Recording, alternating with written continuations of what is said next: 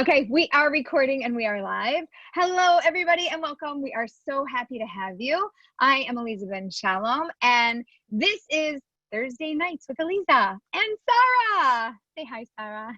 Hi. We are so happy to be here with you.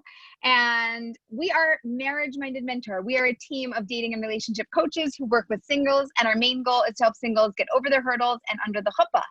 And you're probably here because that's your goal too. So what I would love to do first is to say a tremendous Hakara Satov. Thank you so much to Lev to Lev. I want to tell you a little bit about Lev to Lev. So Lev to Lev is a Toronto-based matchmaking organization, match mentoring organization. And their goal is like our goal, but they do different things, okay? So their goal is also to help you to get under the chuppah, and their way of doing that is through having you interview and talk to people on their team, and then they try to match you up. They do like this match mentoring thing, and they put you in touch with people. So I'm going to pull up a few details to tell you about them in case you're curious. They said, we are another resource for singles. It is for singles mainly 25 to 42-ish. So if you're within that range, this is a good resource for you. They work with secular, they work with religious. The first month of working with them is for free, and then they ask for a contribution, which, by the way, it's Canadian, so it's 18 Canadian dollars, which is approximately only 13 US dollars. Lucky us. Mm-hmm. And that'll get you a private interview to talk to one of their match mentors. And then they have this thing called Zoom with Whom, and they have curated Zoom dating online, and they'll match you up according to your background and your age range and location and all those amazing things. And then they work on your behalf. So they said, if you're in places like Pittsburgh, Detroit, Cleveland, Boston, Montreal, Washington, D.C., Baltimore, Chicago, Milwaukee, Philly, those are all great places. Anywhere in the Northeast or Midwest, or anybody who has like an hour-ish flight to Toronto might be a great match for them. So thank you so much, Lev to Lev. We are so happy to be partnering with you. And we are going to get started with our fun webinar tonight. So our fun webinar tonight is called I Don't Know. And people are like, what's that about, Aleeza? And I was like, yeah, everything dating related, where you're like, I don't know. And I asked the question, I'm like, do you like them? And I'm like, I don't know. Do you want to keep going out with them? I don't know. Should I get married to them? I don't know. We go through all these questions, and people are like, Aleeza, I need to talk to you because I don't know. It's the first thing that comes out of their mouth, those three words, I don't know. And it's so difficult. And I want to tell you, I feel your pain, because I am somebody who is a clarity seeker.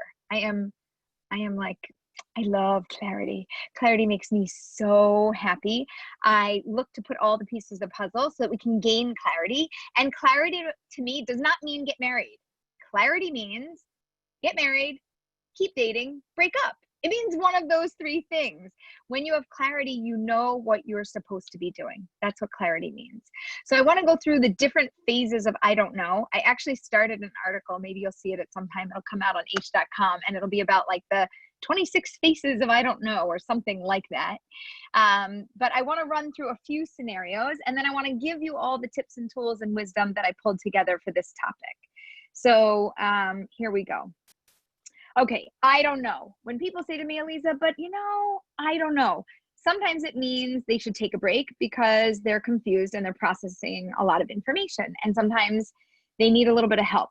Sometimes I don't know means I don't know. I'm trying to hear my own voice in my own head, and I can't hear it clearly enough. Maybe if I talk it out, or I talk it out with you, or we just like pull it all out, then it'll actually make more sense to me. Sometimes I don't know means I had certain expectations of a partner, and you don't look, sound, or feel like that partner. And I don't know if this can work because I wasn't expecting you. I mean, I think I kind of like you, sort of, maybe, I'm not sure. I don't know. We're getting good at this, right? I don't know also means I thought I wanted this, or I thought I needed that, and you're something a little bit different, and now I'm confused because I maybe kind of like who you are. This is similar to this one previously that I mentioned, but I don't know. I don't know means I think I'm burnt out from dating. I don't even think I can date you because I don't even think I can handle dating anyone. It has nothing to do with you. You, I might like very much. I just can't even handle dating. That's also what I don't know can mean.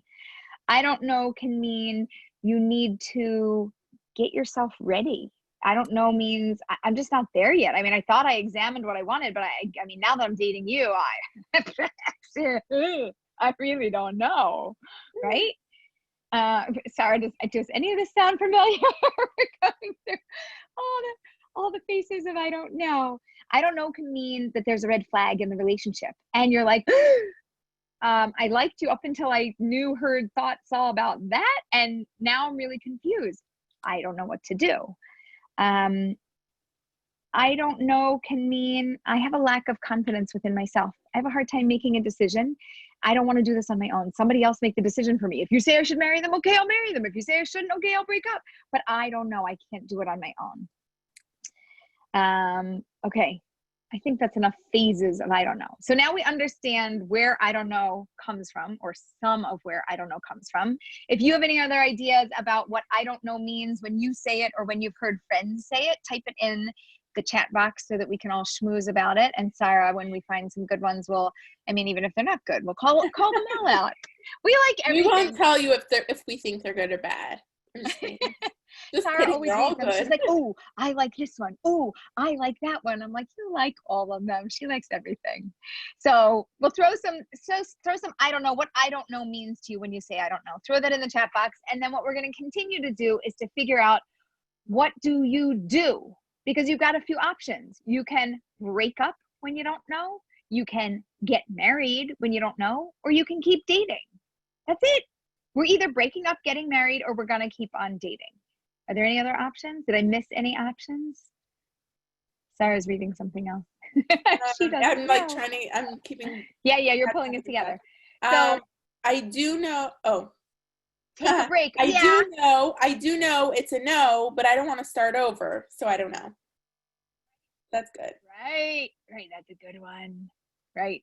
Also, I don't know can mean take a break, but I will tell you, I'm so glad you brought that up, somebody in the chat box, because I don't like the taking a break thing. It's like normally 95% of the time, we're not taking a break. 95% of the time, there's something to be done, and taking a break is not the right thing to do. Very infrequently, it's like, okay, you know what? Take a break. So an example, a relative, God forbid, close to you passes away. You're in the middle of a situation and you're like, I can't keep dating. I have to go do family and stuff right now. And I don't know how to handle this. That's a great reason to take a break. Taking a break might be because you started dating and things are okay, and then all of a sudden you're moving and you're in the middle of moving. Okay, yeah, another great reason to take a break. It might not work for you to handle transition and dating at the same time. If you don't know because you just don't know, and the person you're dating and you can't figure it out and you're not sure and whatever, that's not always, but not usually a reason that I like people to take a break, but it's very individual. But that's my just overarching preferences with dating and breaking.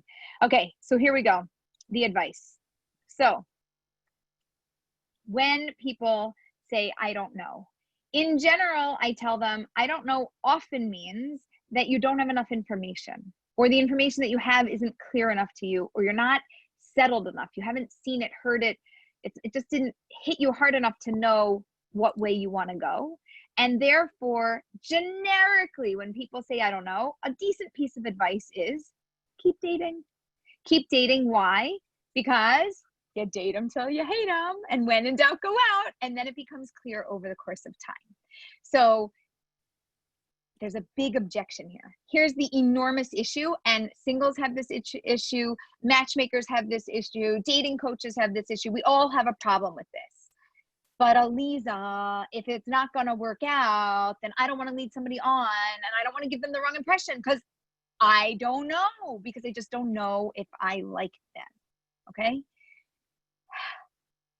It's lousy. It's lousy. This is the process of dating. The process of dating is you have to date them until you have clarity. If you don't have clarity, you might miss out on your soulmate. So don't stop dating them. Keep going through the process in the right way. We'll give you tools and figure it out. And if you think you're leading them on, you're probably not, because they probably know you sit there on the date and you're like, oh yeah, I had a nice time. Yeah, good. Yeah, okay, great. Yeah, it's nice. It's good. Yeah, no, I mean, no, I'm into it. Yeah, it's okay. Right? They know. People know when you're not into it. They know when you really are into something. You can feel it, and it's usually there between two people. If you're somebody who can't feel it, because there are people who actually can't feel it, then you could ask for clarification. If you have a matchmaker involved, you could ask them. You could run it by somebody else to see if somebody's interested. The short answer is, if somebody is still driving to see you and wanting to go out with you and making plans for another date, most likely they're open to continuing to see you. We don't know 100% what direction they're heading, whether they're heading into the relationship more or trying to get out of the relationship, but we know they're at least open for another date, which gives us some, hope and faith in the process. So you're not leading somebody on by still going out when you don't know. It is going to be painful, challenging, annoying, and confusing when you go through the process when you don't know and you're going to keep dating. And I don't want you to hate the dating process, but this is the dating process. So I'm going to tell you an example of something that's been driving me crazy recently. It doesn't have to do with relationships. It actually has to do with my next book. So there's a new book coming out, and it's all about virtual dating. The title, the subtitle, the book content, everything's changed a dozen times, maybe more. A dozen? Okay. A dozen. Yeah, try like 3,000 times. Wait, the new But subtitle. But it's worth it. It's worth it. Okay, wait. The new subtitle, let me see if I can remember. A comprehensive guide to successfully dating in a socially distanced world. Is that it? Did I get it? I think that's it. Okay, we think that's right. The new subtitle, and we think that the real title is going to be called Virtual Dating, just very simple. By the way, Sarah, the image is changing again. Don't ask. Okay, so this is the story I want to tell you. I am stuck in the middle of I don't know.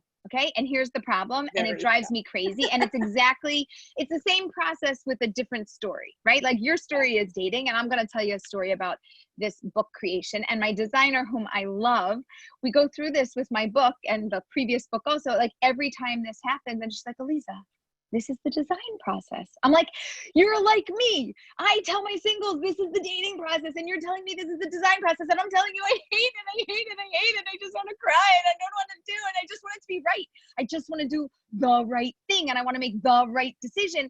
And I can't make a decision. And it's so upsetting to me. And so first we're trying to figure out what design I want. So I hand sketch something and then I send it to her and then she sketches something and then we sketch something and then Sarah throws in her advice and then I ask somebody else and they throw in their opinion and all of a sudden I've got 10 different choices. And then because I'm feeling so I don't know and so indecisive, I go on, where did I go? Freelance? I think I went on freelance.com. By the way, freelance.com, this is not like an advertisement. This is just like amazing. But I went on freelance.com and I like put in a little competition, like design my book cover for a virtual dating. And if you win, then I'll give you $50 or something like that. I got over 350 different book covers. Whoa. You would think, like dating, if you had 350 options, you could actually pick one that you would like. Wouldn't you be so happy if you had 350 options in front of you? So the same thing happened to me with the book cover that happens to you in dating. 90% of the book covers were garbage. It was nothing that I had ever used. It's not even close. They didn't get it, made no sense to them. Of the 10% left, about 8% were like, maybe. Okay. And then there was one, it's not even like one, it was just one that I was like, okay, I like this. And a second one that had like one piece of the design that I liked. And I was like, okay, I like this. I could do something like that. Okay, maybe this is going to be it. When you find that person and you're like, maybe they're going to be it. Maybe they're going to be it. And you put like your heart into the relationship and your soul and you're like yummy and you're in it and you're like, I'm buying in and this is going to be it. And you jump on board. And then somewhere down the road, a week later, a couple weeks later, you're dating and something happens and you're like, oh gosh, this isn't it. And that happened to me. And that's been happening to me for the last 2 months. And I am in a state of agita. I am constantly irritated about this because it doesn't look or feel like what I want. And there's something that's not working, but there's something that is working. And I'm usually creative. Like I have enough of an imagination to figure it out and I can't figure it out. So This is what happens in dating. And this is where people land in I don't know. And now my big issue right now is I've got Aleeza's voice in my head and I've got my heart. Okay, so I've got my brain and I've got my heart, I've got my thinking and I've got my feelings. And I am thinking, it's from the beginning, by the way, everybody, I've been thinking I want like a modern, clean, sleek, nice, professional, not ungapatch, just a little like bloop, bloop, bloop, very simple design. And that's what I said from the beginning. And then I start looking at other books and I'm like, oh, the 5 love languages. Oh, look, they have a sunset and a beach. Maybe I should have a sunset and a beach. That was a good book. It sold a lot, right? And now my brain's thinking something else. And Sarah's like, oh, maybe this. And my designer's like, oh, maybe this. And my other, advisor is like, oh, maybe this. And somebody else is like, oh, maybe this. And now my brain is a big pile of mush.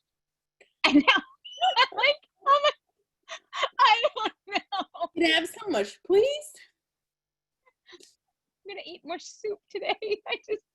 I just mush. My whole brain is mush and I don't know what to do. And this is what happens when people come to me in dating. And so I'm feeling the stress of this right now. I'm so stressed out. Actually, I got a little physical, you get that physical body stress. You feel like you're going to get sick and you start to get sick and then you pump a lot of vitamins in yourself so you don't get sick. That's at the stage that I'm at right now. I'm like sick over it because it's not working and it's so frustrating. And that's dating. And that's I don't know. And it's I don't even know what to do anymore. So now, what are the tools to get through I don't know? And Aleeza, if you knew this process, why couldn't you help yourself 2 months ago already with this book project? Like same thing with dating. You do. So I told my designer, I was like, I do this with dating. I can't do this with myself and I can't do this with a cover. I was like, you have to just read my article next time and tell me what to do from my own words because I won't listen to myself. So here we go. Are you ready? Ready. Okay. So first question. Okay. You're dating somebody on paper, it looks good. It should be good. In person, it's kind of good-ish, but it's not really 100% good or you would have married them by now. So is it a yay or is it a nay? Am I getting into the relationship? Am I jumping in? Am I getting married or am I walking away? So the first question I have that you're going to have is, first of all, how am I going to know? How do I know if I should marry you?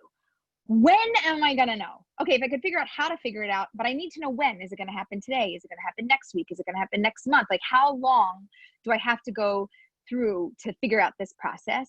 And what do I do if I still don't know? Even if I go through this, if I figure out how to do this, what do I do? So what you have to do is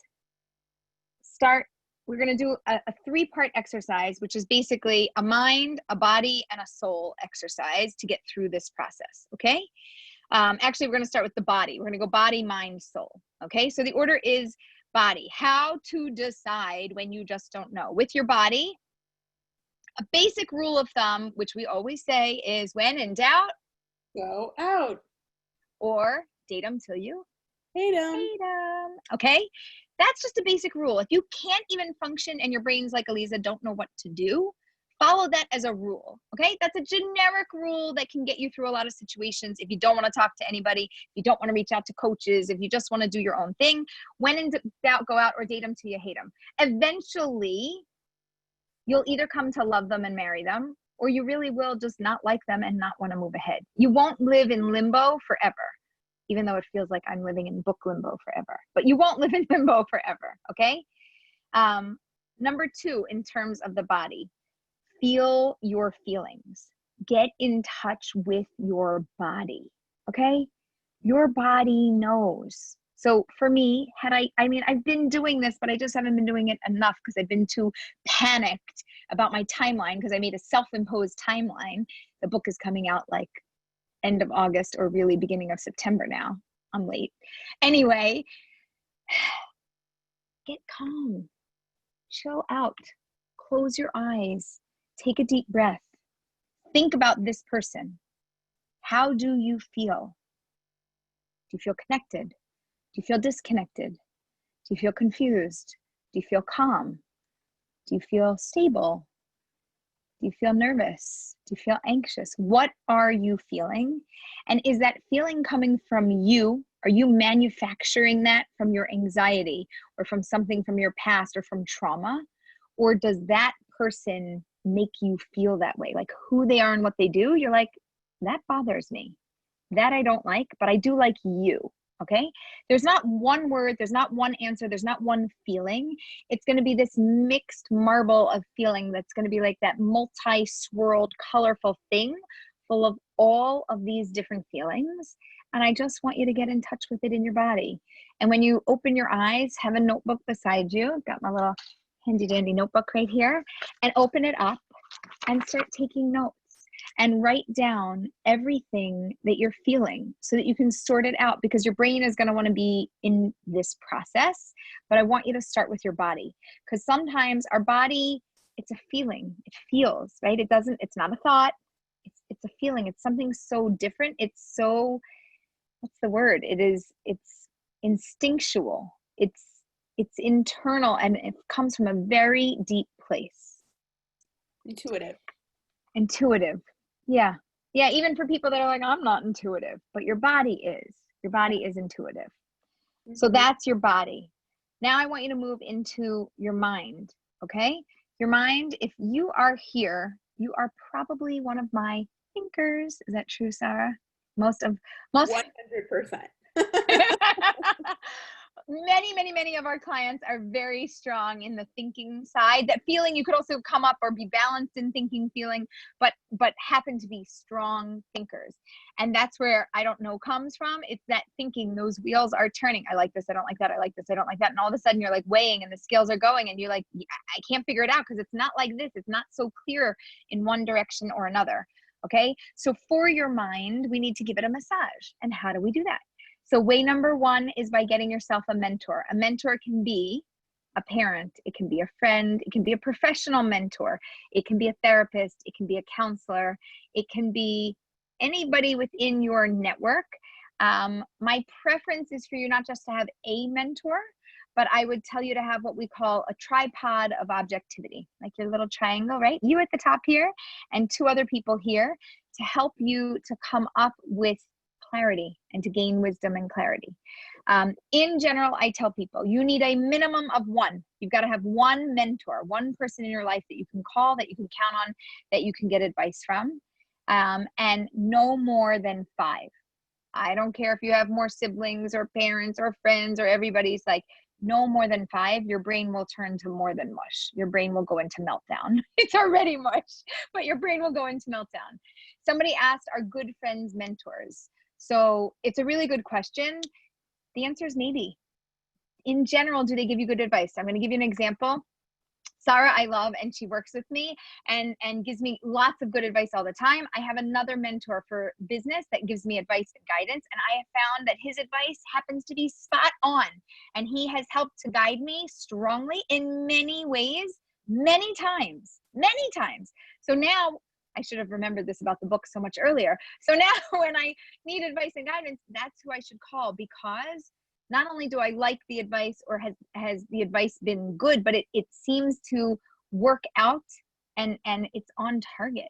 So a good friend could be a good mentor if they've been on target for you. If they just play devil's advocate with you and they're like, well, what do you think about this? And then your brain turns to double mush, forget about it. No, thank you. I also want to add that when you're looking for who that mentor is going to be, make sure it's someone who's not going to tell you what to do. Like, there's a difference between advice and someone helping you figure out what it is that you want, especially in those I don't know moments, because when you're in them, all you want is for someone else to tell you what to do because you just don't know. But that's not good for you. You don't actually want someone to tell you what to do, which is personally why I loved working with Aleeza, because she's so full of wisdom and knowledge and experience, but she never, ever told me what to do, even when I begged her to. But what a mentor I do. But what a mentor will do or should do is ask you questions. Right. They should listen to you, I don't know, 75% of the time, and pull out the questions and the wisdom from you. Right. So I have had clients tell me, they're like, Aleeza, like, tell me what to do. And I'm like, no, I won't. And they're like, no, stop asking questions. I'm like, no, you have the answers. Right. And if we can draw it out of you, then we could figure it out. And I could help you make sense of it, right? So you can do word vomit and tell me everything that you want to tell me. I'll make sense of all those pieces of the puzzle that look to you like a big mush. I know how it all fits together, but You're really I do need tonight. I don't know. It happened. Sorry. We get Shazam was one night, mush is another, you know. But anyway, but you know why? Because that's what happens to our brains. That's how my brain feels. I don't know how your brain feels. You could tell me in the comments, how does your brain feel when you just don't know? Mine feels like mush. It just feels confused. It feels, I don't know, mush is the description that I come up with. You tell me how your brain feels. I don't know. Mine just feels like overstimulated. Yeah, you go on overdrive. Process. It can't even process anything because there's too much. That's mush. No, but mush is like, mush to me is physically mushy. And when I think of overstimulated, I just think of like a million sparks flying. I feel like, I think of a computer or a electronic machine with open wires that's just gone haywire and everything's sparking. Got it. And you're just like, no, mine's more like a meltdown. Mine's more like the whole thing is melting down. That's why it's mush. Okay. Okay, good. Okay, so we each have our own thing. Yeah. Okay, so getting a mentor is one thing that you can do to help your mind. The second thing that I really want you to do to help your mind is to make a real list. What you like and what you don't like or don't prefer about your partner. Everybody's going to have things, and a lot of the times we think it or we feel it, but we won't put it on paper. It's like, no, I know. Oh yeah, you know? Good. Put it on the computer, put it on a paper, make me a list. What's the good? What do I like? And what am I concerned about? Now, on this concerned list, write everything. Even those secret things that you don't want to write because you're afraid somebody will judge you. Write it down. All of it. All of those things you're like, oh, that's stupid. That's a little thing. I shouldn't worry about that. Write it down. Those little things that you're like, oh, maybe, I don't know. I'm not sure. I mean, it doesn't really matter. It matters. Put it down. Put every single thing down. Because if you try to convince yourself out of something not bothering you when it bothers you, that's when you don't know. Because you never validated that thought or that feeling, and you never investigated it. You just hushed it. You're like, shh, stop talking. I don't want to do that. Doesn't matter. That's not on the top 10 list. Somebody told me I'm not allowed to value that. I don't care what anybody told you. I mean, I care what I tell you. I'm telling you it's important. What you think is important. And you've got to value you. You've got to really value your thinking, your feeling, your intuition. There's something going on. If it bothers you, it bothers me. And I want to know about it, and you need to know about it. And it's got to be written down. Nothing is too small. Nothing is too stupid. Nothing doesn't matter. Everything matters. And your brain will be really happy after you do that. Okay? So can we plug, yeah. Which webinar did we talk about clarity on? Was it the relationship roadmap one? I believe so, yes. Okay, if you didn't see the relationship roadmap webinar, highly recommend. Everything Aleeza just said, she literally walks you through the process in that webinar, right? Yeah. Yep, totally. Okay, now we're going to get to the soul, and then we're going to move on to the Q&A. So for the soul part of it, you've got to get quiet. You've got to listen to your inner voice. Your inner voice is the most valuable asset that you have.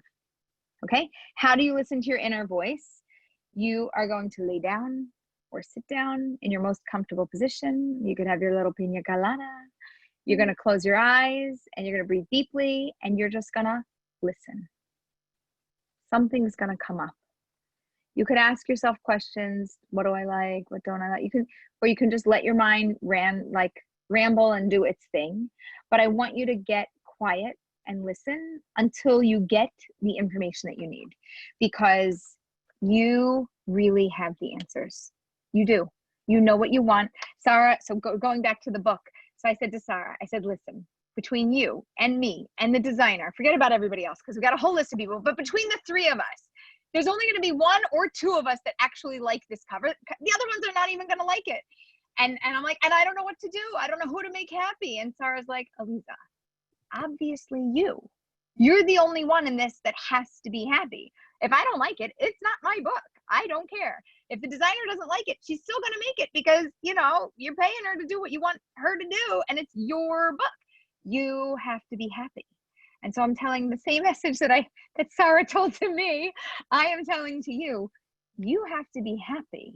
So the only person that we are looking to make happy in this scenario is you. And you've got to get quiet and you've got to listen to your inner voice, because you've got so much wisdom if you could only quiet the rest of the world and hear what you're saying. I want to, Yeah. if I may, I want to just stress how important that is. I've noticed a lot with people who are younger, often trusting the people around them that are older, who have more experience, and sometimes you might be told like, oh, that's not important, or that'll come later, da da da da da. Trust, like, listen to whatever you're feeling. If something feels off, ask about it. And if you're not getting answers from the people you're asking, then ask someone else. And I've noticed with older singles that you almost, like, from the messages that you get, you come to not trust yourself, because if it hasn't worked until now and it was all you, then, you know, maybe you should take someone else's advice. And advice is fine, but don't let other people silence your voice, because literally, like Aleeza said, you're the one who's going to live with this for the rest of your life. You're the one who knows what's best for you. So get guidance, but take the time to listen to yourself. Great. Okay, so with that, we're going to wrap it up. I'm going to give you a bracha now, but then we're going to go into the Q&A. And the blessing is, I wrote it down so I shouldn't forget, may you get clear and make the right decision with confidence. Amazing. That's what we all want. Amazing. And you can also bless me that I should get clear and make the right decision with confidence on my book. You should make the right decision on behalf of everyone participating in this webinar. You should make the right decision with clarity and confidence for this book cover. Amen. Thank you. Sooner rather than later. We'll try by next week. Okay. So someone just asked what I said about older singles. So I was just saying that I noticed with, obviously older singles is a relative term depending on where you're coming from and when you started dating. But I noticed with myself, with a lot of my friends, with other older singles that I've spoken to, that we don't even trust our own voices anymore, because we haven't found the right person until now. And so after hearing the messages from the people around that, why are you so picky? Don't be so picky. Is that really what you're looking for? Is that really important? Like, it gets to the point where you get run down and you're just like, all right, obviously I must be doing something wrong if I'm still single. And that's not true. I mean, it might be, but very likely it's not. So don't let other people shut down your voice. It's so important. Older singles, it depends on the community you're in. For some people, they freak out at 25, and some people at 65, and some people at 35. Older single means what you think it means. Our specialty is actually working and coaching with older singles, but it's a very broad range. And our oldest client was 89. So, well, our oldest two clients were both 89. So, okay, let's get started with the Q&A. And Sarah's going to tell you how it works, and we're going to have fun. All right, awesome. So if you've already submitted your question, I have them. Don't worry, they will come up. If they're totally unrelated to this webinar, I might likely not bring them up just because we have so many ones that are super relevant. If you put a question in the chat box, just do me a favor and copy and paste it into the Q&A box. Two separate things. Chat box will likely get lost. Your question will get lost. Put your question in the Q&A box instead. Please and thank you. And make sure it says that you're responding to all panelists, because that will get, or not all panelists, everyone, not all panelists. That way it'll get to everyone in the chat box. If you're just putting a comment in the chat box. Yeah, if you're just schmoozing during, we encourage schmoozing and connecting during the webinar. Keep it kosher, keep it clean, keep it nice, keep it friendly, keep it warm. And yeah, I think that's everything. My gosh, I'm just going to share really exciting news. My great aunt just Wait, you're frozen. Froze for me. Okay, your great aunt? My great aunt, yeah. Her husband passed away, must be about 15 years ago. And she's been looking ever since. And she got engaged last night. Mazel tov. Yeah, really exciting. Okay, so we should also tell you, like, hush, hush, but we have an engagement of one of our clients that's happening tonight. And I also just got an email from a former client, who said, Mazel tov, we just had twins, identical twin girls. Wow, Mazel tov. Yeah. That's so exciting. That's awesome. All right. Ready? Ready. let's have fun. Aleeza, let's do it. Get ready to rumble. For all I you don't sports know if this is as good as it gets and I should settle or keep looking elsewhere. It's just fine, really fine?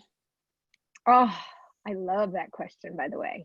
Okay, so here's the deal. In general, and we say this all the time, 90% of the time, it's not even good enough to be okay enough to keep going out, right? It's just a no. It's a one and done. It's a two and done. You're just not interested. So when you actually find somebody that you're interested in and they're interested in you and it's mutual, then that's something that's unique. It's not something to be overlooked.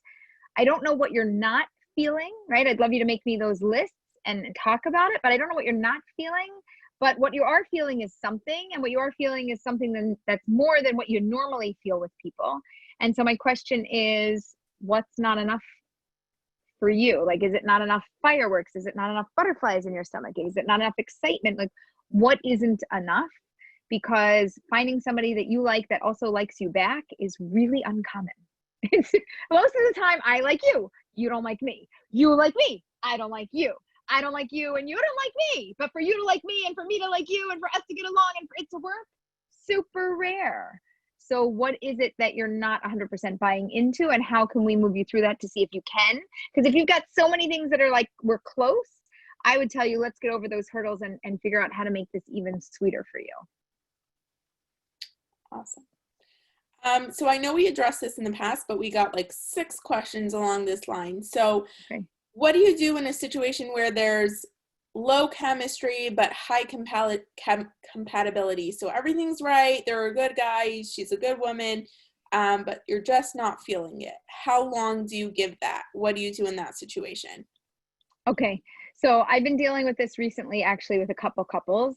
And one of the biggest issues, the I'm not feeling it, usually comes from a lack of, I'm going to call it sexual chemistry. Like, not just, I like you, you're a good person, I buy into you, on paper, everything makes sense. Even with you, we have a good time.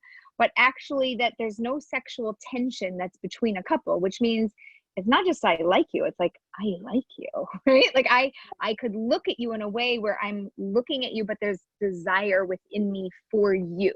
Okay, so this gets a little bit tricky and challenging. And the reason is, by the way, we have people on our webinar, older, younger, religious, secular, everywhere in between. So I'm going to speak to a broad audience here and say, in more religious or observant communities, we're not supposed to show that, affection and connection, because we're supposed to keep our distance from the opposite gender, but for the fact, except for when you're actually dating. And then when you are actually dating, then we do have to show that, because if we don't show that, then I don't know if you like me, or if you just like the idea of me, or if you like character traits about me, but I don't know that you're into me, right? Me. And the challenge is, if you've never practiced connecting and engaging with somebody or showing interest in that way, it's very difficult to do that during dating. So you need to think about this, because the sexual tension or chemistry that's between a couple says, I'm interested in you. Right? It's not that you look good. It's that I like the way you look. Okay? It's not that we had a nice time together. It's that I enjoy your company a lot. You hear them, like, you have to create that moment, and it has to come through your language, and it has to come from what I really value about you, and not just things about you that are nice and generic, but there also has to be, I'll give you an example. We got a new puppy. A Corona puppy, like 3 months ago. So 3, what are they? Yeah. So we got this new Corona puppy, and puppies are super playful, right? Do you want to know if they like you? You do.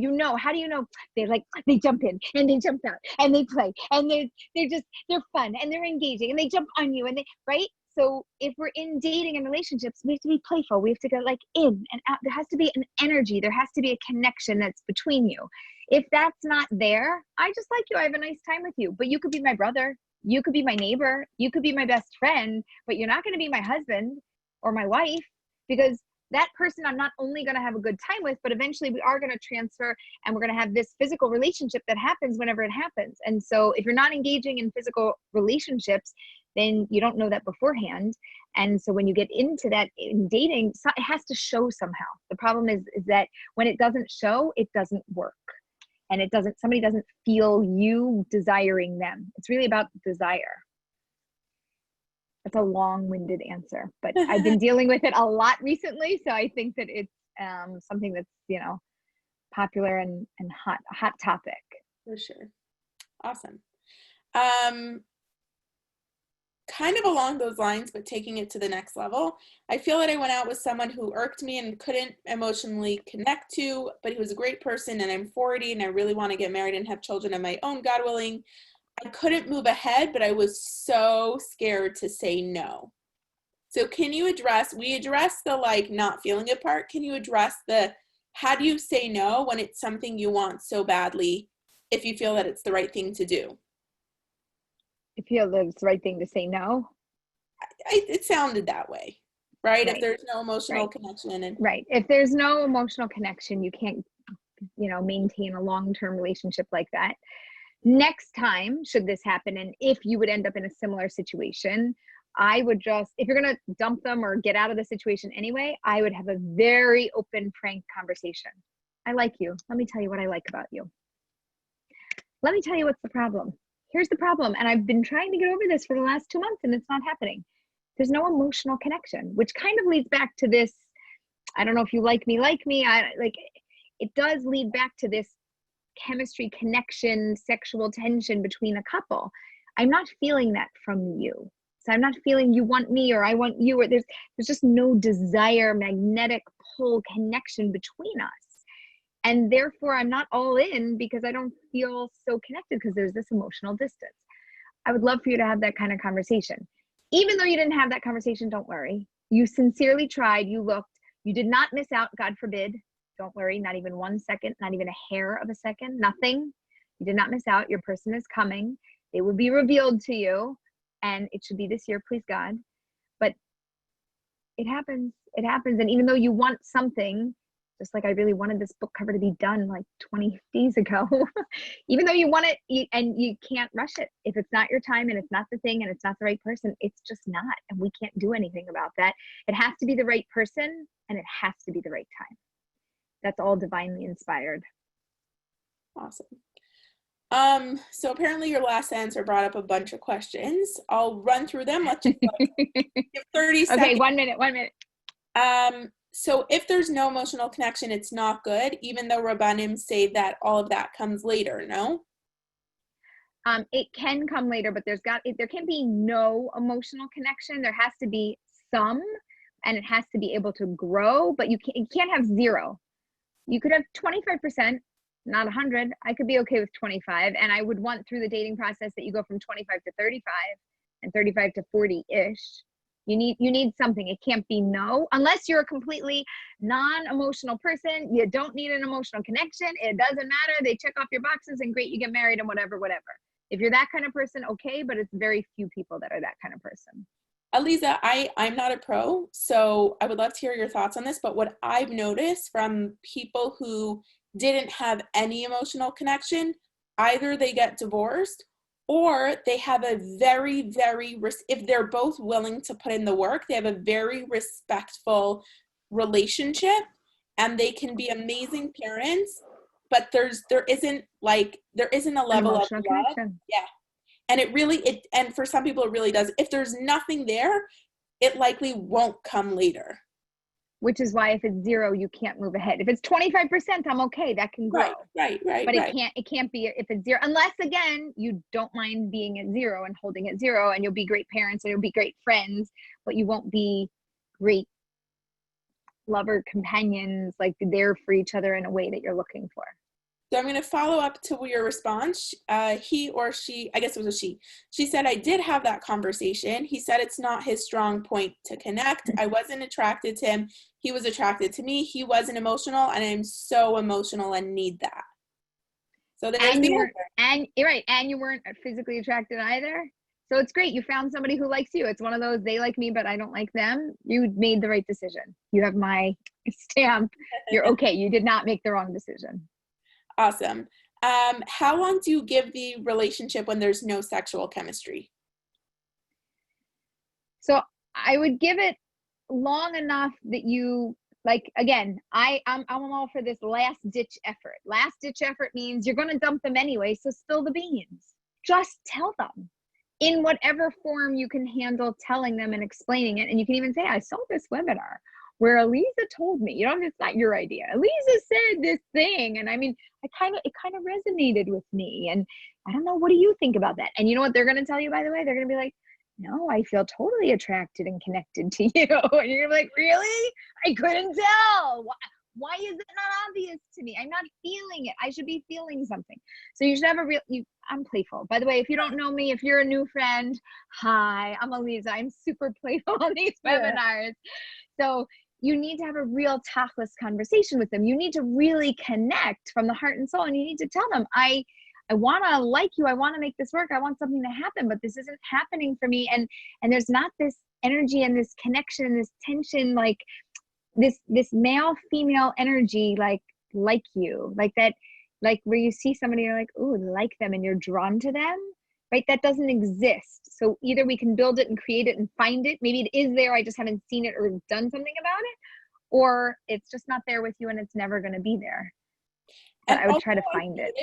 I've noticed that sometimes if one person in the relationship feels insecure in the relationship, and usually it's based on their own previous experiences or fears or whatever, very often they're projecting and they're experiencing and feeling what they're expecting. So if they're expecting, because they're insecure, they're expecting the other person to not be attracted to them or not have an emotional connection or not be, not feel that sexual tension, then that's what they're going to feel. And sometimes that conversation is all it takes for the other person to be like, what are you talking about? Like, of course.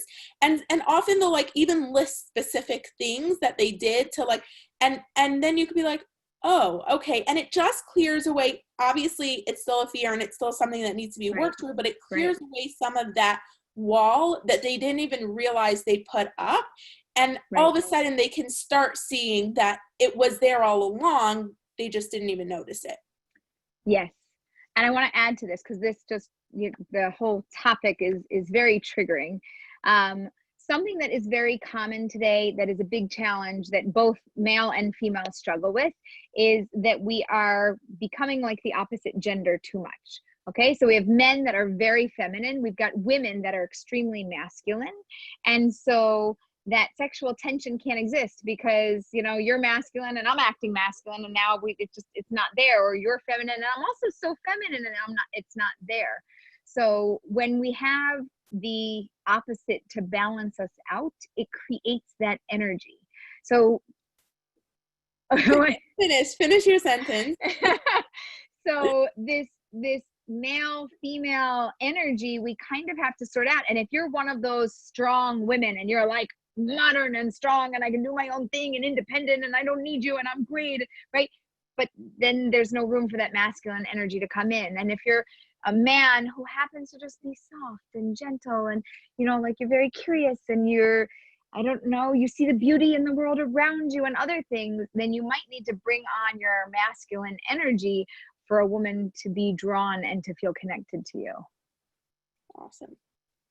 You had something to say though, did you forget? I was, it's very interesting because I noticed for myself, like I am that very strong, like I put up a strong front. No one, if I'm stressed out or sad or upset or frustrated, typically no one in the world knows about it because I just don't show that.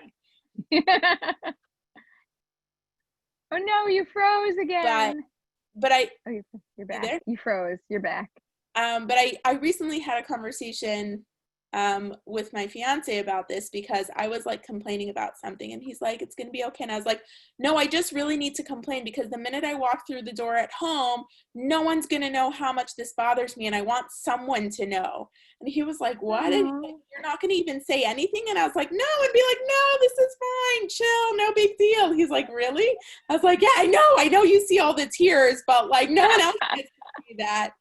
And yeah, it's interesting how sometimes just having the right person helps pull that out of you. Right. All right. So you're saying, this is another question. What if you don't feel that sexual tension? And I think we said if it doesn't exist at all. Right. If it's zero, I mean, look, if it's zero, then you could try. You can like flirt and you can like lean in and be like, hi, let's do it. You can get close. You can try to create it and see if they're responsive. And if you're like, but Aleeza, that's not me. I'm not like that. They have to initiate first. Whatever. Sorry. If the other person isn't doing it and you're not willing to give it a shot, the relationship can't work. One side has to do it. And if the other one doesn't know how or isn't, you've got to give it an effort. So make an effort or you're just not going to be able to make this relationship work. And then you're going to count on somebody else to build it somewhere else or for it to naturally be there, which maybe it will be with somebody else, but you already have something nice with this person. So give it your best effort to try to make it work. And how long should it take to feel, if that sexual energy is going to come up, how long should it take to get there? If it's not initially there? Yeah. Yeah, if it's not initially there and it's not natural, it's going to take you a long time to build that. That's not like, you know, some dates you go out and that chemistry is there. You're like, I just don't like your personality and I don't like anything else about you, but man, that connection is there. For the person that it's not there with, it's going to take you 3 times, 5 times as long to actually build it because it's starting from such a small baby step. But it can grow and it will be there. How long should you give it? If you like the human being that you are with, you should give it at least twice as long as you think you should give it. So if you think you should give it 2 dates, you should give it 4. If you should think it should give it 2 months, you should give it 4. Something like that, where you just double the quantity of time, maybe even triple. It's significant. It needs to be a significant amount of time, much longer than you think. And what if the couple dating is Shomer Negia? So they're not touching, there's no physical touch. Where does the sexual tension come into play in that scenario? Right. So have you guys, I mean, some of you have watched some romantic movies, right? So like what happens? There's a moment and they're like looking at each other. It's just they're staring. Or they glance out of the corner of their eye, or you know, every so often, male or female, you look over and you're like, oh, you like check them out a little, right? Like you have to show some physical sign of physically being interested without actually touching them to be like, hi, I like you. But it has to be, there should be, you know, like it has to be modest because you can't be checking somebody out because that's not modest. But if you're not checking somebody out, then we don't know if you're into them either. Like there has to be some healthy, natural balance to this. And it really depends on who you are, what community you're in, and what customs you're okay with. But some physical sign of that. And if you can't do that, like some body language, I need you to like lean in. I need you to get playful. I need you to not like, right? Your space, my space, right? I'm not going to touch you, but I can be like, oh, you know, like I can come close to your space. I can come into your sphere of space. That's like, my kids do this, like, I'm not touching you. I'm not touching you. I'm not touching you. And you're like, equally get out of annoying. my face. And you're irritating me, right? So Yeah. Everybody's played that game as a kid, I hope. So like that, but like come into their space without touching them with like a symbolic, like as if, because we need to show it, we need to build it. Awesome. So if you have a specific question about whether you aren't feeling the sexual energy and emotional connection, obviously we can't tell you what to do, but if it's something that you're struggling with, I would definitely recommend reaching out to Aleeza or one of the marriage-minded mentors to talk that through with. And any questions, we're getting some questions related to physical intimacy and being Shomer Negia or not being Shomer Negia. We just did a webinar, I think it was 2 weeks ago, called Let's Not Get Physical, where we address all of this stuff in depth, and that answer is there, and I highly, highly recommend checking it out. So someone made a comment here that I'm going to read out loud. I personally disagree with it, so Aleeza, I would love your expert opinion. My advice to people is that sexual attention is going to fade with anyone, and once you're older, being alone is very painful and it's almost impossible to find a person. So I'd say just suck it up and be with someone if you've got a decent partner. I would say that infatuation fades. I don't think sexual attention fades if you're in a relationship that has healthy emotional connection and you're actively putting in the work to maintain that relationship, because everyone's always changing, right? So if you're Correct. expecting them to be the same person you were when you first started dating, yeah, that's not going to happen. But I think as long as you have a healthy relationship and you're putting in the work, that sexual attention can last forever. Am I wrong? Nope, you're right. Awesome. Check. Awesome. And just to emphasize, and it takes work, a lot of work. A lot of work to keep it there and to build it again and again. Awesome. What if the chemistry, intellect, and everything else lines up on paper and in real life, but the culture or nationality he is brings up fear and trauma and stuff like that? Sarah, do you want to take that question? Well, it's a little bit different. So I know it's different. I know, I'm teasing. From Israel who grew up very differently than I grew up. But I think this is something we talk about a lot, Aleeza, when we were working on clarity, where it's a me issue, right? The difference between me issue versus them issue. Do you want to talk about that? Right. So there's not something that's inherently wrong with who they are, but there is something that's inherently different about who they are.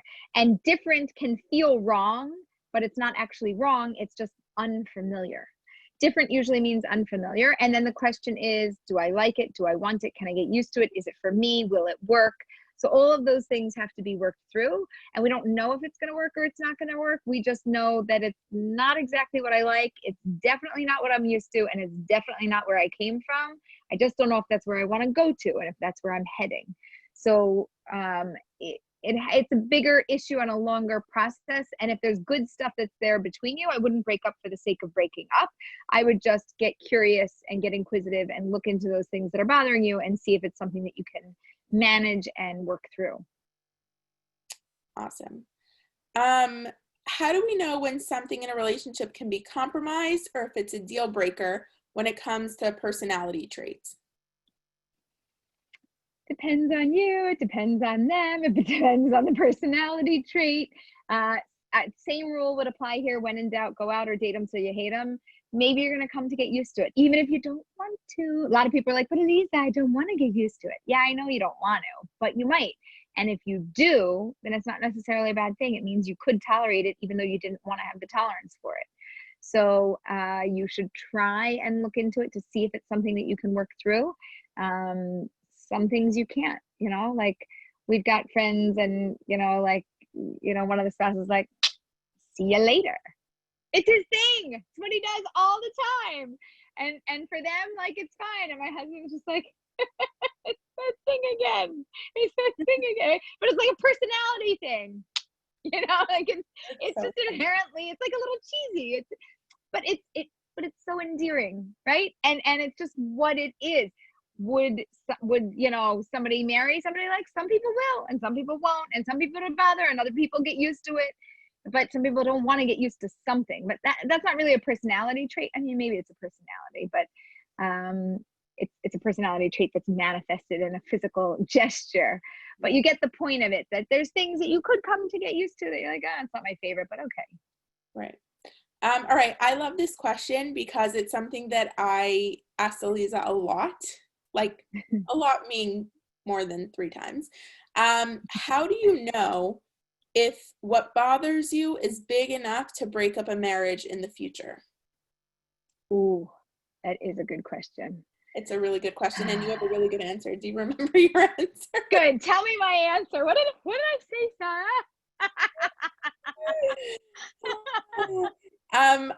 I remember asking because obviously I went through the I don't know stage, and what I've noticed with all my friends who are divorced is they always said, I knew when I was dating, I had a feeling there was something there and I just didn't listen to my gut. And I said to you, Aleeza, like, I can say the same thing. If I end up getting divorced in 10 years from now, we can all say, we knew, right? Like, he was so different. We knew. The difference is you make a conscious decision. I dated until I had the clarity. I didn't get engaged when I was in the I don't know stage, and I knew it. I thought about it. I knew this was a fear. I knew this was something I was thinking about. So I took the time to get to know him more. and to see, is this something that could really work? And it got to the point where I realized this is a really big deal, but no, I'm not afraid anymore that this is something that's going to break up my marriage in the future. And I think that if I wouldn't have given myself the time to find that clarity, to get out of the I don't know stage, then it would be a fear for the rest of my for my whole marriage. And I think I asked you along these lines, listen, you're going to marry him. Imagine for a minute. You're never getting divorced over this issue. You might get divorced over something else. This issue, you're never getting divorced over. It's to fully accept who he is. You don't have to like it. Right. Acceptance means this comes with the package. Oh, but I don't want it. Okay, but I'm going to take the package because I like the rest of the package. I can't divorce him or myself from that issue. It's not my favorite thing, but I'm taking the whole package. And so I think that's part of also that clarity where we're never asking you to like it. We're asking you to live with it. We're asking you to tolerate it. We're asking you to not make a big deal out of it all the time because you know what you're getting yourself into and to work through it. Awesome. What if he has a personality trait that would worry most people, like narcissism, and you feel like you have a good emotional connection? Should you end it just because it's worrisome, even though you truly feel a connection? It's worrisome.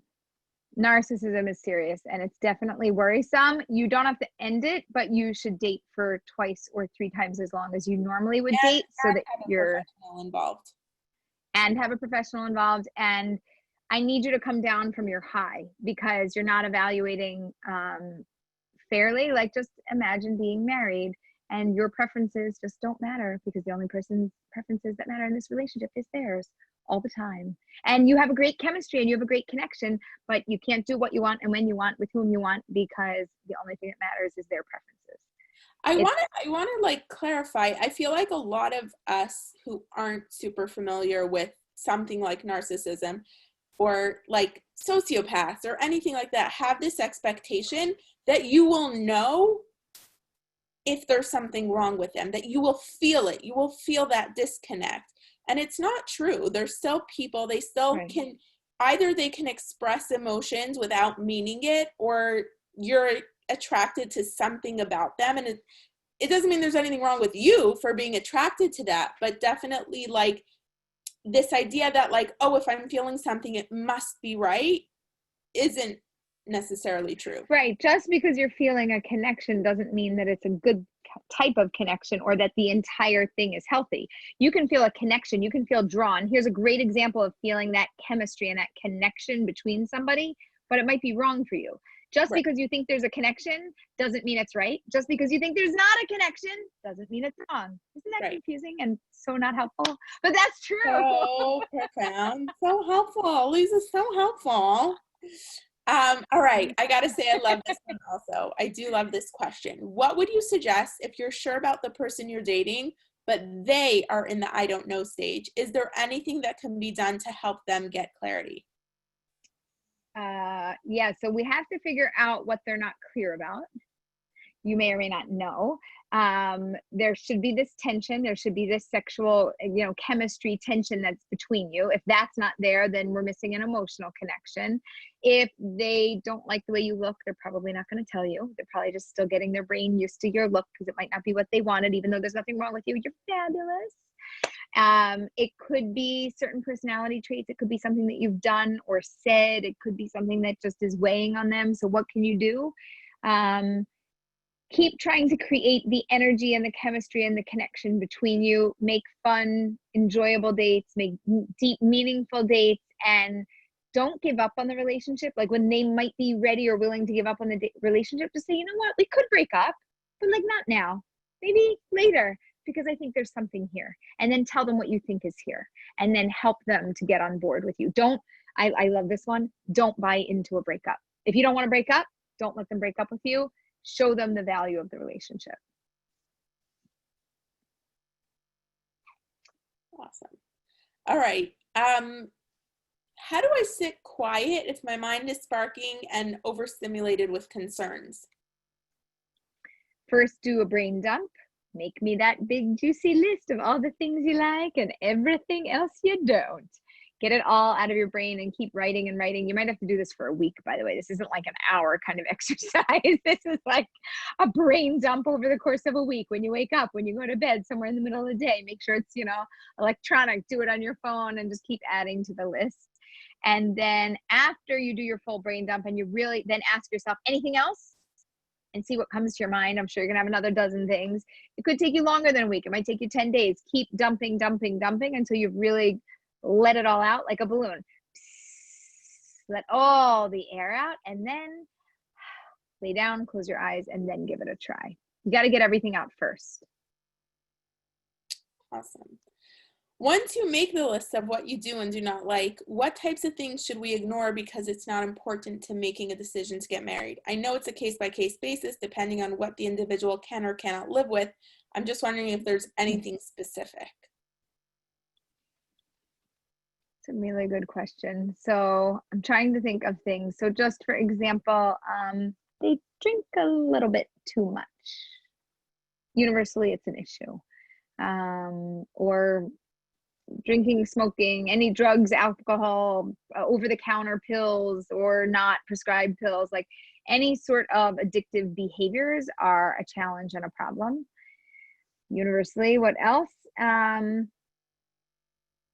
Anything along like the abuse, addiction, that type of a category. Anger management. They lash out at you all the time, but there's this great chemistry, but if they just wouldn't get angry all the time and you weren't walking on eggshells, everything would be fine.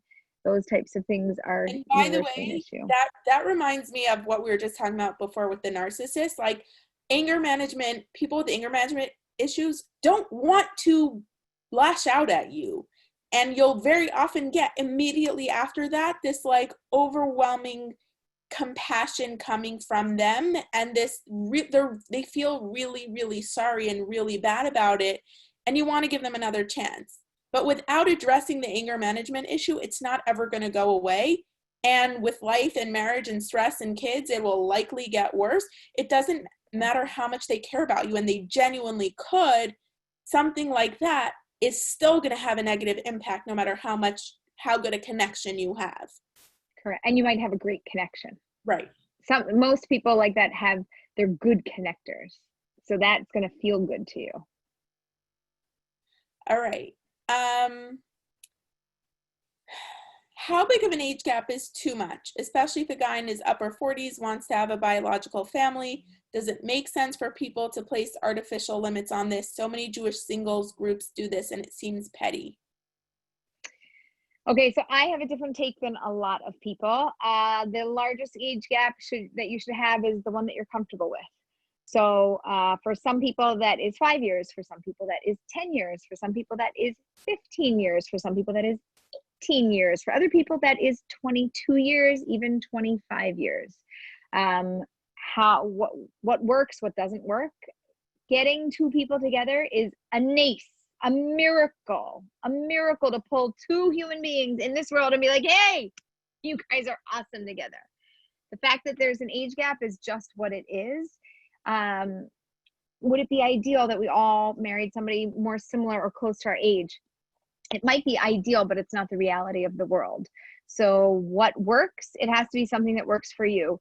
If you're uncomfortable with a huge age gap or any type of age gap, and let's just say you're only comfortable with 5 years, okay? So I would tell you if you're not having success with dating, so let's just extend that a little bit. Let's go to 7 years. Let's go to 10.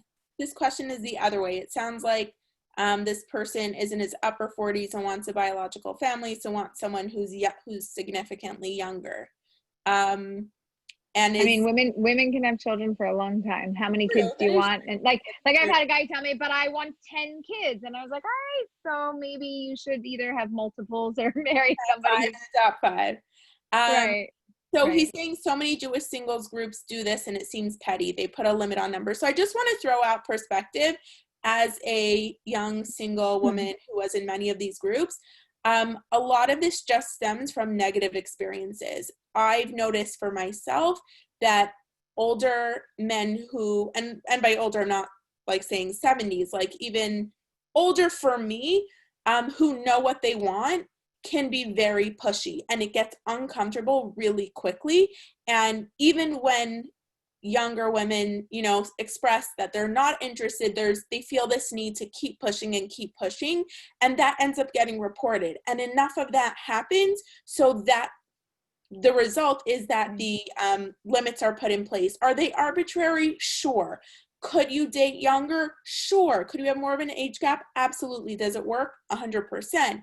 But if you're finding that this is bothering you, then go somewhere else. If the singles groups are not working for you because of the age limits, then maybe explore what other options you have. And also, don't be pushy. Like, you be the exception. I'm assuming that this, you know, that you're the one asking this questions, if not, pass on this information. But if you know, you're welcome to reach out to younger women, but if they say they're not interested, don't push it. Move on. Okay. 100%. Thank you for clarifying, because I missed the nuance of the question. And the other thing is, there's plenty of women who are just uncomfortable. They are not comfortable to go any more than 3 or 5 years older. It's just enough. They're just, and to be honest, they're not for you. They're not mature and they enough. Don't have to justify their decision.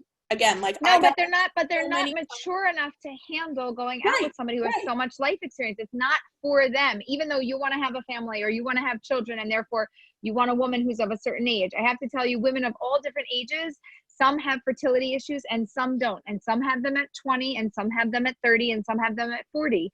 I've had clients who didn't get married till mid 40s and they have babies and they have twins or triplets or 5 kids, or so. Like, it's really in God's hands. And if the younger women are rejecting or not interested, they're not made for you. Then they're not mature enough. They're not ready, and they're not looking for that. It's not going to work for them. For some people, it actually works. For other people, it doesn't.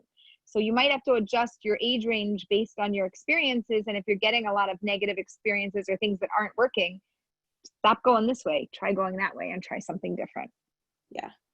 Again, we're not here to say that it can't work. Just if what you're doing isn't working, find a different way to make it work. Right. All right. This is a good one. If it's so rare to be in a relationship in which there is a mutual strong like, then what's the point in trying to date? How do you find a person where there can be a mutual strong like? So I don't know if you even mentioned, Aleeza. Did you mention that it's rare? I said it's so rare to find something that actually works. So the majority of the time you date people and it never works. And then when you actually go out and it does work, it works. So I don't understand the question. So why try to date? The whole reason to date is to find that. Right. I don't know that I 100% get the question, but we want you to date.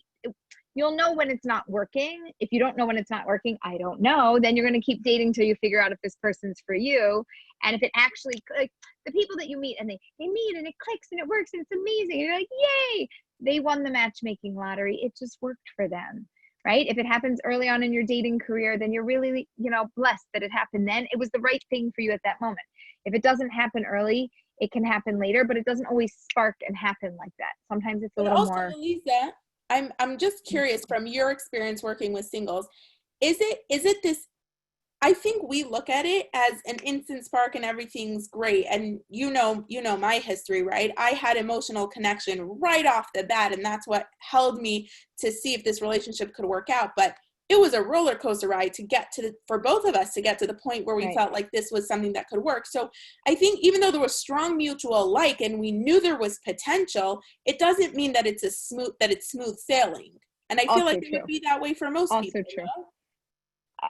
Yes, also true. Some people have the spark and it works, and some people have the spark and then they're like still in I don't know land, because there's that part of it that works, but the other part doesn't. Right. The true spark that works is that emotional connection and the intellectual connection and the physical compatibility, that everything works together. That's what's really rare. Okay, so someone just shared this comment. Yeah. Yes, she, meaning you, Aleeza, said it's rare to find someone where you like them and they like you. And I get the question. Someone's just feeling frustrated and like it's impossible to find. But people do find people. In my experience, it's easier when they're younger. When everyone is single and looking good and open to anything, it does get scary when you're older. But I want to maintain hope that it can still be found as an older single. And you can still be found as an older single, because older singles are our specialty, and we have been getting wedding invitations all the time. And it happens for them 30s and 40s and 50s and 60s and beyond.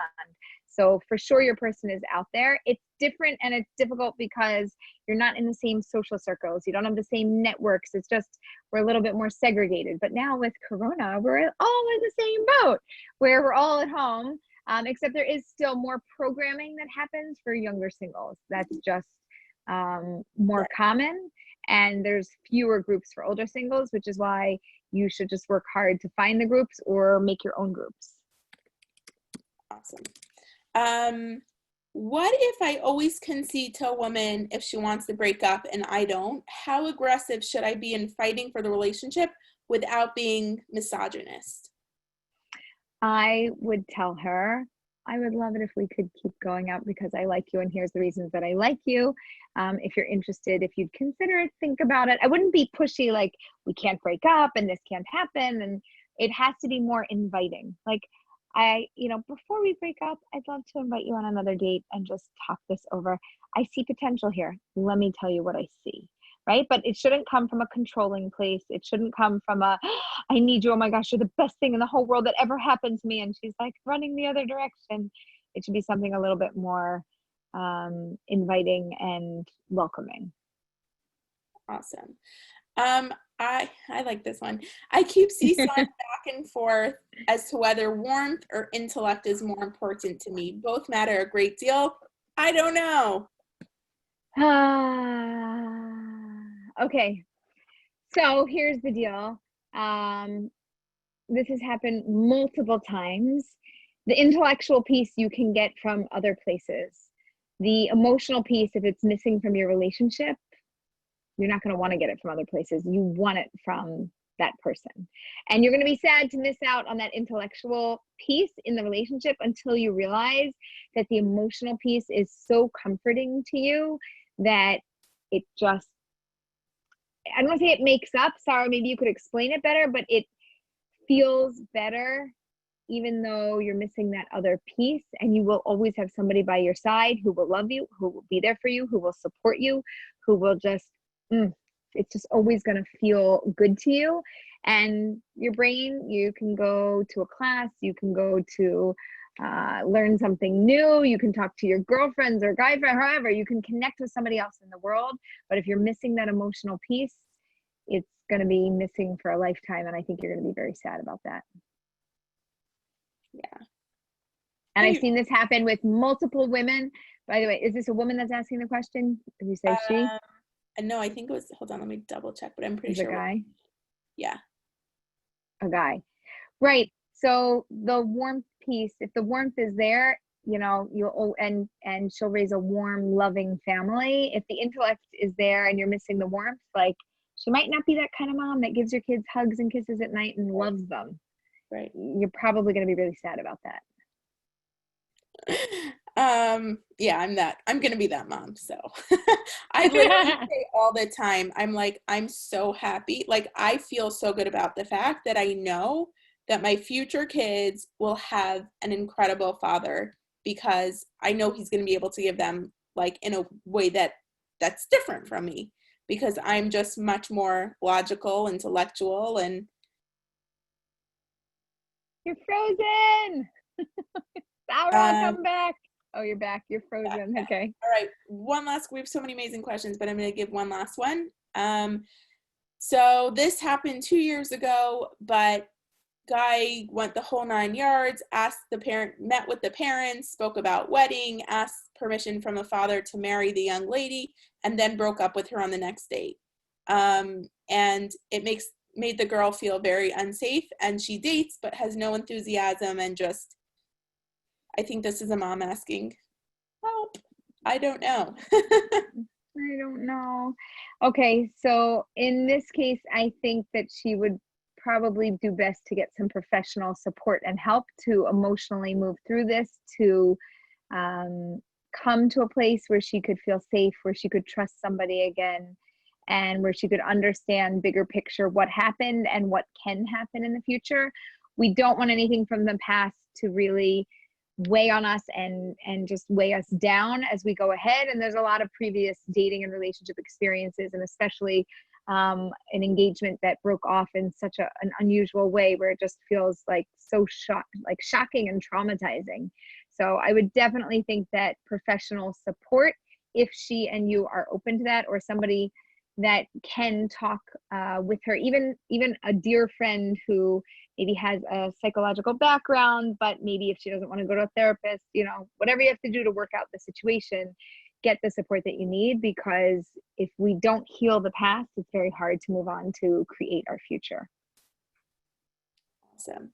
All right, so many good questions, and some of them are really specific and personal, so if we didn't get to them and you feel like it's important to get them answered, Aleeza, how can they do that? Okay. Thank you, everybody, for coming. This webinar actually was really deep, meaningful, and I have to send it to a couple clients because if you're not already on here, because we're hitting on some key topics and things that we've been working through. So if you would like to work with us, and when I say us, we have an entire team of mentors that are here to support you. We would love for you to work with us. The best way to reach us is to do a 15-minute intro call and get to know us. If you're like, Aleeza, I don't know who to work with, sign up with me and I'll tell you who's the right coach and why you should work with them. And I want to tell you a little bit about our coaches and also about how to work with us. So we have Leah, and Leah does this personality analysis. It's usually 2 sessions, and working with her is like a brain massage. Like, it really helps you to get you. It helps you to understand the type of person that's going to match you, why other relationships maybe didn't work, why you like certain things but not others. And it just is a Torah Jewish-based personality analysis.